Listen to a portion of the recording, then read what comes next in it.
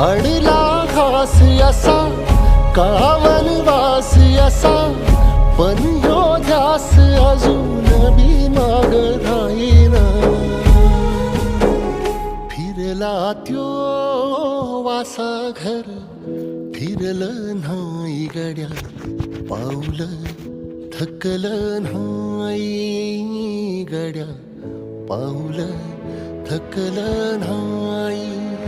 रख रख त्या रानातून थोडं पुढं जाऊ गड्या पाऊल, थकलं नाही गड्या पाऊल, थकलं नाही.